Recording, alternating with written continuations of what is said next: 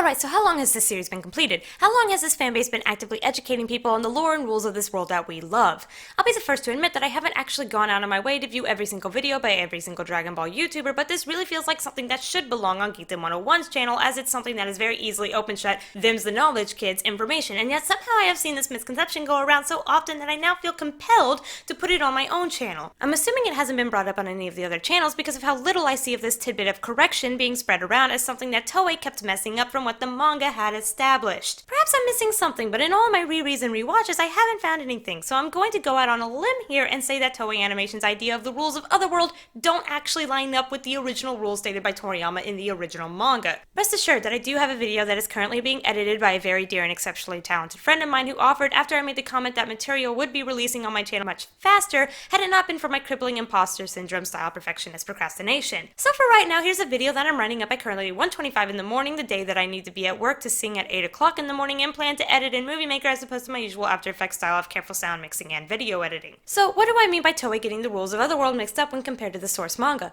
Well, it's simple really. Villains do not get to keep their bodies in Otherworld! Getting to keep your body in Otherworld is a special privilege. I'm quoting Goku from volume 19, page 134 of Dragon Ball Z when I say regular people and bad guys like Cell turn into spirits, and how they're going to give Goku special treatment there because he saved the planet. It is not about being a powerful fighter, and I don't know why the fanbase believes that that's the rules, unless of course it's just more stuff they've convinced each other of in order to erase the fact that Goku gets to keep his body because he's that good of a guy, but that's another pillar of salt for another day. Granted, I'll be the first to admit that originally there were rules about spirits being trapped in limbo when killed by a villain that were sort of forgotten about, but that's a very minor mistake in the grand scheme of the story that is very easy to pony shrug off and say, man, no story is perfect, Ultra Divine Water needed more build-up. Not to say that that isn't a problem, but I bring that up because I can already hear the typing of fans trying to argue that because Toriyama forgot that rule, we should be allowed to throw out any other rule that was stated on the same topic in the same way as the limbo rule, and no, not really. See, not only are the rules about who keeps their body or who turns into a spirit largely unaffected by whether or not Toriyama remembered to address that limbo thing, the rules currently on trial right now were backed up later by Piccolo's talk with Vegeta, which, for the record, was included in the anime, so even if you're one of the people who chooses to follow the continuity of the anime as your go-to source, changes from the manga be damned,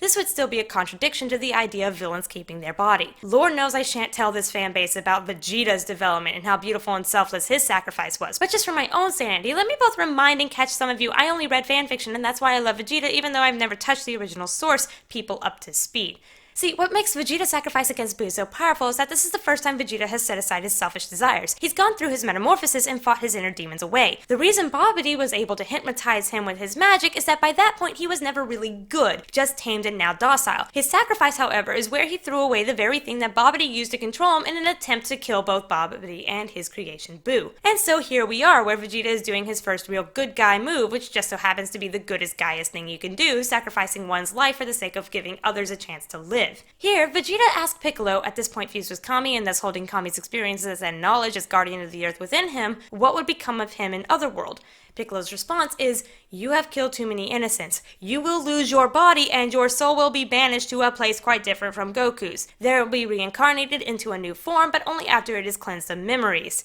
So if a character whose strengths cannot be denied and whose last action of sacrifice was not enough to counteract all the pain and suffering he had caused prior will not be keeping his body in Otherworld, something even brought up in the movie Fusion Reborn and is the reason for that scene that everyone, their mother and myself use in A and Bs, why in the heffel would Frieza have his?